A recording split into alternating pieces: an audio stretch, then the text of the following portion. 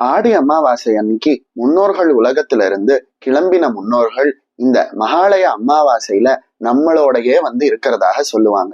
அதனாலதான் மகாலய பட்சம் முழுக்க முன்னோர்களுக்கு நாம வழிபாடு செய்யறோம். மகாலய பட்சத்துல முன்னோர்களை எப்படி வழிபடணும் அப்படின்னு தெரிஞ்சுக்கணும்னா இந்த காணொலியை முழுசா பாருங்க. 8ஆம் தேதி அன்னியிலிருந்து மகாலய பட்சமானது தொடங்குது. அன்னைக்கு தொடங்கி 22ஆம் தேதி வரைக்கும், அதாவது மொத்தம் 16 நாட்கள் மகாலய பட்சமானது இருக்கு. நீங்க யோசித்தீங்கன்னா மகாலய பட்சம் 15 நாள் தானே, என்ன 16 நாள் சொல்றான் அப்படின்னு கேட்டான்னா, ஆமா, மகாலய பட்சத்துக்கு ஒரு விதத்துல 16 நாட்கள் கொண்டாடணும் அப்படிங்கிற விதியும் இருக்கு.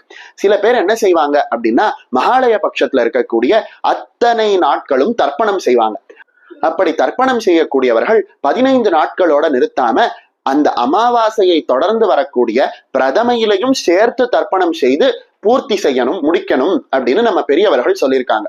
இதுக்கு என்ன காரணம் அப்படின்னா, அமாவாசையினுடைய தேவதை தான், அமாவாசைக்கு அதிபதியாக இருக்கக்கூடிய தேவதை தான் பிரதமைக்கும் அதிதேவதையாக இருக்கிறதுனாலையும் முன்னோர்கள் பிரதமையிலையும் நமக்கு அருள் செய்வார்கள். அதாவது மகாலய பட்சத்துல ஆரம்பிச்சு அமாவாசை முடிந்து பிரதமையிலையும் நமக்கு அவர்களினுடைய அருள் கிடைக்கும் அப்படிங்கிறதுனாலையும் மகாலய பட்சத்துல 16 நாட்கள் முன்னோர்களுக்கு தர்ப்பணம் செய்யணும் அப்படின்னு பெரியவர்கள் சொல்லுவாங்க.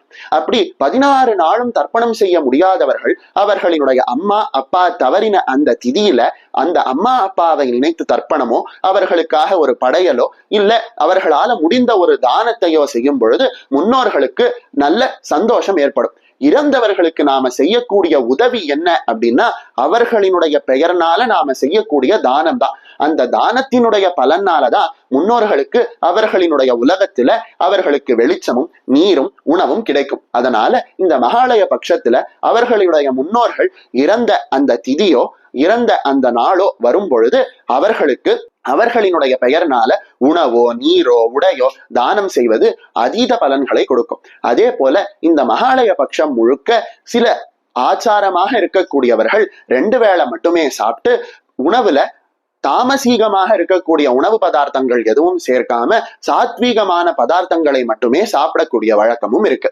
அதே போல நம்ம உணவு பொருட்கள்ல நம்ம எள்ளை சேர்த்து அந்த எள்ளு கலந்த சாதத்தை காக்கைக்கு நம்ம படைக்கும் பொழுது முன்னோர்களுக்கு திருப்தி ஏற்படுது, பலவிதமான பாவங்களும் தொலையுது அப்படிங்கிற நம்பிக்கையும் இருக்கு. ஆக மொத்தத்துல இந்த மகாலய பட்சத்து 16 நாட்களும் நம்மளால முடிந்த அளவுக்கு ஒரு வழிபாடை நம்ம முன்னோர்களுக்கு செய்து அவர்கள் நற்கதி அடைந்து அவர்கள் மூலமாக நாமும் நற்கதி அடைய நம்மளால முடிஞ்சதை செய்வோம். மகாலய பட்சத்துல முன்னோர்களை வழிபட்டா என்னென்ன நன்மைகள் நடக்கும் அப்படின்னு தெரியணும்னா இந்த காணொலிய பாருங்க. பிதா ததாதி சத்புத்ரான் அப்படின்னு சாஸ்திரங்கள் சொல்லுது. மாலய பட்சத்துல நம்மளுடைய அப்பாவை வணங்கும் பொழுது நம்மளுடைய அப்பாவினுடைய அருளால நமக்கு நல்ல புத்திரனானவன் பிறப்பானா.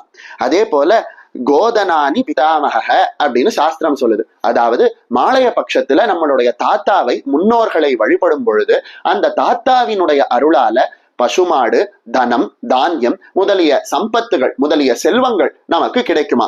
அதே போல தனதாத்தா பவேத் சோபி எஸ்தஸ்ய பிதாமக அப்படின்னு சொல்லுது. அதாவது கொள்ளு தாத்தாவையும் கொள்ளு பாட்டியனுடைய அருளால குடும்பம் எப்பொழுதுமே செல்வத்தால நிறைந்திருக்கும் அப்படின்னு சொல்லுது. அதே போல விருத்த பிரபிதாமகர், விருத்த பிரபிதாமகி, அதாவது கொள்ளு தாத்தாவோட தாத்தா, அவரோட தாத்தா, இப்படி பெரிய பித்ருக்களினுடைய எண்ணிக்கை போகுது இல்லையா, அந்த பித்ருக்களை எல்லாம் அந்த முன்னோர்களை எல்லாம் நாம வழிபடும் பொழுது அந்த முன்னோர்களினுடைய அருளால வீட்டில் எப்பொழுதும் உணவுப் பொருட்களும் மற்ற செல்வமும் நீங்காது நிலைத்திருக்குமா. ஆக மொத்தத்துல நம்ம அப்பாவையும் நம்ம தாத்தாவையும் நம்மளுடைய கொள்ளு தாத்தாவையும் அவர்களினுடைய அப்பாவையும் அவர்களினுடைய தாத்தாவையும் நாம இந்த மாலய பட்சத்துல வழிபடும் பொழுது நமக்கு அதாவது குழந்தை பாக்கியம் ஏற்படுது, நல்ல செல்வம் ஏற்படுது, பஞ்சமில்லாத வீடு, சந்தோஷமான வீடு நமக்கு கிடைக்குது. இப்படி பலவிதமான செல்வங்கள் முன்னோர்களினுடைய வழிபாட்டினால நமக்கு கிடைக்குது.